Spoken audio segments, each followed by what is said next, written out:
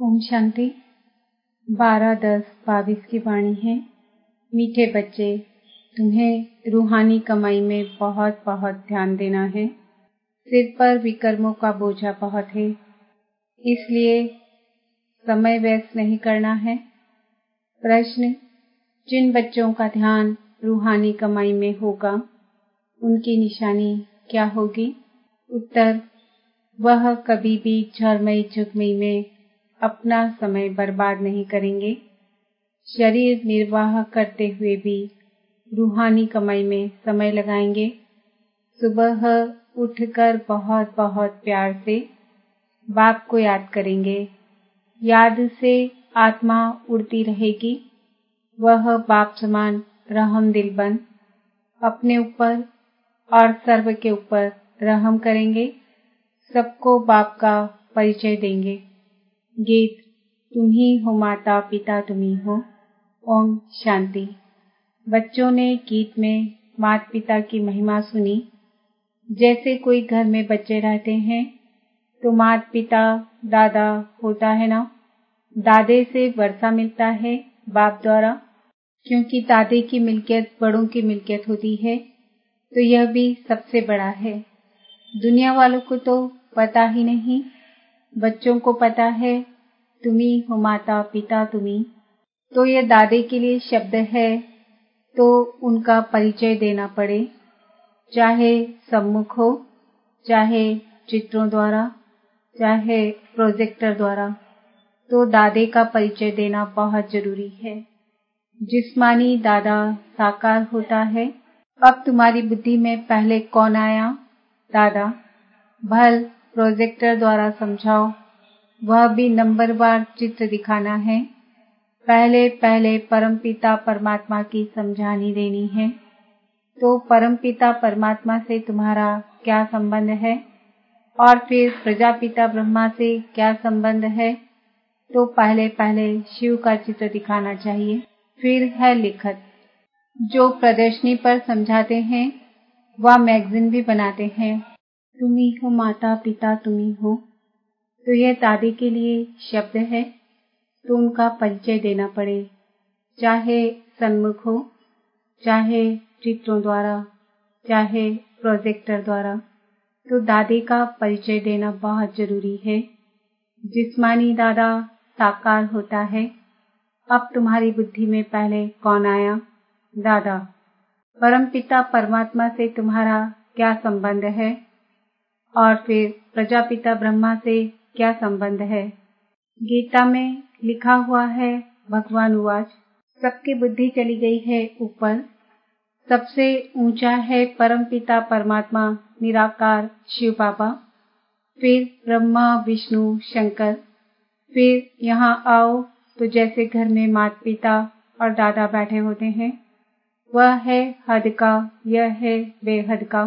मनुष्य हठ योग सिखाते आए हैं और एक परमात्मा राजयोग सिखाते हैं, जिससे मुक्ति जीवन मुक्ति मिल रही है।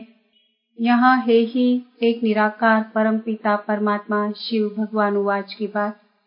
जैसे लौकिक माँ बाप दादा बच्चों की बुद्धि में याद पड़ते हैं, हूबहू तुम्हारी बुद्धि में भी ऐसे है। यह सिर्फ पारलौकिक, वह है लौकिक। तुमको निश्चय है कि यह है शिव बाबा हमारा बाप है, तो उनको याद करना चाहिए, परंतु बच्चे भूल जाते हैं, टाइम बहुत वेस्ट करते हैं। वेस्ट टाइम नहीं करना चाहिए, क्योंकि विकर्मों का बोझा सिर पर बहुत है। आत्मा में खाद पड़ गई है। स्वर्ग और नर्क के गोले बड़े अच्छे मशहूर हैं। नर्क है रावण राज्य भ्रष्टाचारी दुनिया, और स्वर्ग श्रेष्ठाचारी दुनिया। चढ़ती कला उतरती कला, उतरती कला में 5000 वर्ष और चढ़ती कला 1 सेकंड में। तो यह जंप हो गया। फिर है विराट रूप, जिसमें ब्राह्मण चोटी ईश्वरी संप्रदाय है। ब्रह्मा मुख द्वारा रचा हुआ तुम्हारा ब्राह्मण कुल मशहूर है, सर्वोत्तम है। वैरायटी धर्मों का झाड़ है। बच्चों को स्वदर्शन चक्रधारी बनना है। चक्र कैसे फिरता है? ब्रह्मा सरस्वती का हीरो हीरोइन का पार्ट कैसे है? यह तो ज्ञान की बात है। हठ योग भी एक प्रकार की हिंसा है, क्योंकि शरीर को कष्ट देते हैं, तकलीफ देते हैं। तुम्हारा यह है अहिंसक योग जो अति सहज है। चलते फिरते बाप को याद करते रहो। हिंसक और अहिंसक। कहीं तो शरीर की तंदुरुस्ती के लिए क्रिया करते हैं, वह कोई फिर परमात्मा से नहीं मिलते हैं। हठ योग को भी योग कह देते हैं। योगाश्रम है ना, यह है फिर सहज राजयोग, ईश्वर का सिखाया हुआ योग। जिनका बुद्धि योग सारा दिन झरमई झगमी में होगा, वह क्या समझा सकेंगे। जिनकी बुद्धि में होगा, वही याद करेंगे। 8 घंटा किया, फिर यह कमाई करनी चाहिए। वह है जिस्मानी कमाई, यह है रूहानी कमाई। तो इस कमाई में बहुत ध्यान देना चाहिए। योग में बहुत प्रैक्टिस करनी चाहिए। सुबह उठ बाप को बड़े प्यार से याद करना चाहिए। जिनको बाप 1-2 नंबर में रखते, वह भी याद नहीं करते हैं। भाषण तो बहुत अच्छा कर लेते हैं, परंतु याद में नहीं रहते। आत्मा तो याद से ही उड़ेगी, ज्ञान से थोड़ी ही उड़ेगी। ध्यान में भी याद से ही जाते हैं। ज्ञान की तो इसमें कोई बात ही नहीं। ध्यान तो एक पाई पैसे की बात हो जाती है। कईयों को तो फट से श्री कृष्ण का साक्षात्कार हो जाता है। कई बच्चियां लिखती है कि बाबा हमने आपको पहचाना है। वह ध्यान में ब्रह्मा को भी देखती है और प्रेरणा भी मिलती है। तो फिर उनको निश्चय हो जाता है। जिसने बाबा को कभी देखा भी नहीं है, वह भी लिखती है, हम बाबा को बहुत याद करते हैं, हम आपसे वर्षा लेकर ही छोड़ेंगे। आप तो जानते हैं हम याद करते हैं। जब कहती है आप, तो शिव बाबा ही याद आता है। तो बांधेली बच्चियां बहुत याद करती है, उतना सामने वाले भी याद नहीं करते। एक बात है याद की। फिर गांधी जी कहते थे कि राम राज्य हो, अभी तो रावण राज्य है। इस पर तुम समझा सकते हो। चढ़ती कला तो परमात्मा ही करा सकते हैं, बाकी तो सब 1-2 को गिराते ही रहते हैं। देवताएं भी गिरते जाते हैं, भल सुख में ही हैं, परंतु कला तो कम होती जाती है ना। जूं की तरह गिरते जाते हैं, क्योंकि ड्रामा भी जूं के मिसल चलता ही रहता है। तो चढ़ती कला एक के ही द्वारा होती है। समझाने के लिए प्रोजेक्टर बहुत अच्छा है। बच्चों को अपने भाई बहनों पर बहुत रहम करना चाहिए। बाबा रहमदिल है ना। मेरा आना भी भारत में ही होता है, और जगह आना मेरा नहीं होता। शिव जयंती भी भारत में मनाई जाती है, परंतु जानते नहीं हैं। समझो क्राइस्ट की जयंती मनाते हैं तो उनके कर्तव्य को जानते हैं, परंतु शिव का कर्तव्य नहीं जानते। वही पतित पावन है। भारत बड़े ते बड़ा तीर्थ है। गीता में श्री कृष्ण का नाम डालने से इतने बड़े तीर्थ भारत की महिमा गुम हो गई है। देखो, मोहम्मद गजनवी ने मंदिर लूटा था। अगर उनको यह मालूम होता कि यह हमारे बाबा का मंदिर है, तो लूटते थोड़े ही। अल्लाह के मंदिर को कौन लूटेगा, जिसने स्वर्ग की स्थापना की। अगर शिव बाबा को जाने तो कभी मंदिर को हाथ न लगाए। भल वह शिव को माथा टेकते हैं, परंतु जान गए तो कभी न लूटे। सिर्फ गीता में श्री कृष्ण का नाम डालने से यह सब कुछ हुआ है। गीता खंडन होने से देखो क्या हाल हुआ है। अगर शिव का नाम होता कि वही गति सदगति दाता है, यह एक की ही महिमा है। अगर वह न आता तो पावन कैसे बनते, भारत को कैसे स्वर्ग बना सकते। यह गुप्त बात है ना।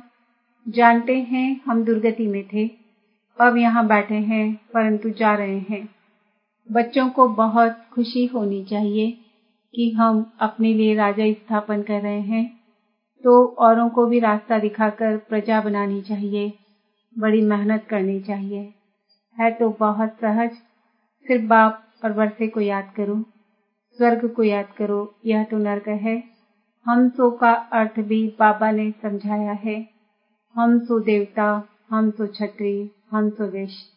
और कोई तो इन सब बातों को समझते नहीं।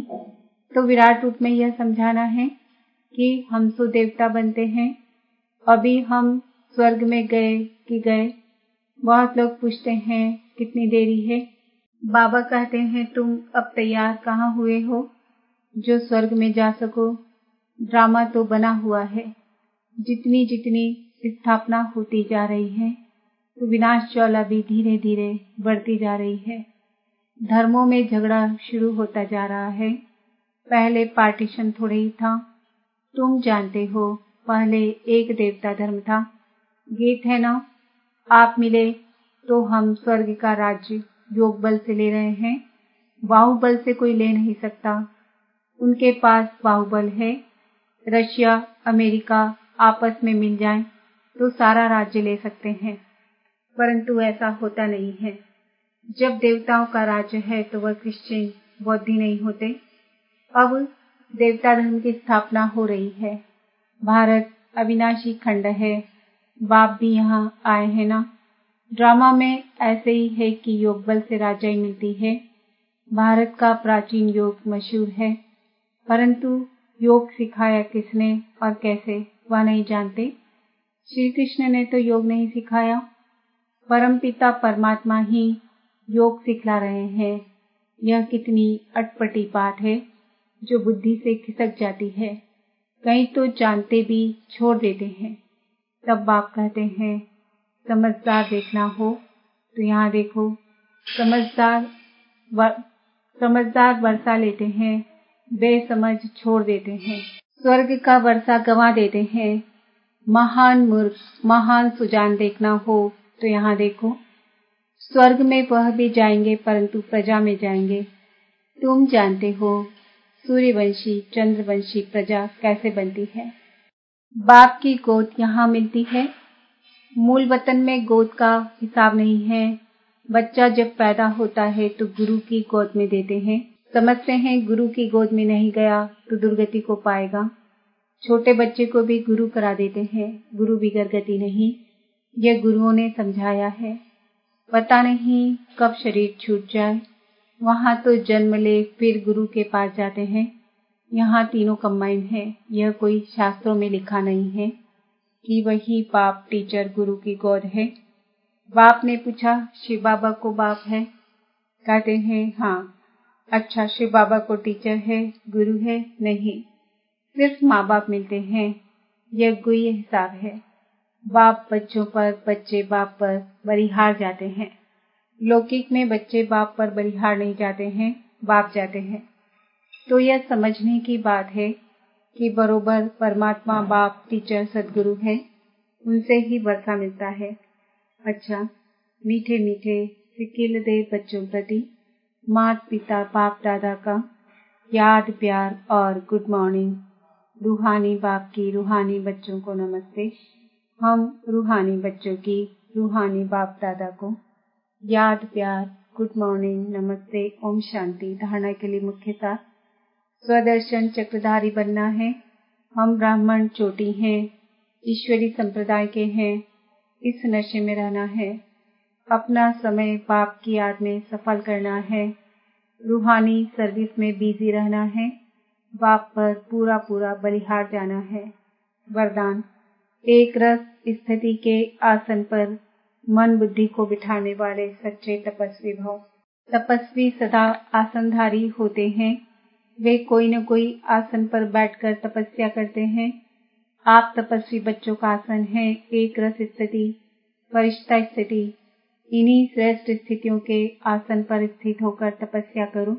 जैसे स्थूल आसन पर शरीर बैठता है, ऐसे श्रेष्ठ स्थिति के आसन पर मन बुद्धि को बिठा दो और जितना समय चाहो जब चाहो आसन पर बैठ जाओ। इस समय श्रेष्ठ स्थिति के आसन पर बैठने वालों को भविष्य में राज्य का सिंहासन प्राप्त होता है। स्लोगन, दूसरे के विचारों को अपने विचारों से मिलाकर सर्व को सम्मान देना ही माननीय बनने का साधन है। आज का सम्मान है, मैं आत्मा सच्ची तपस्वी हूँ। ओम शांति।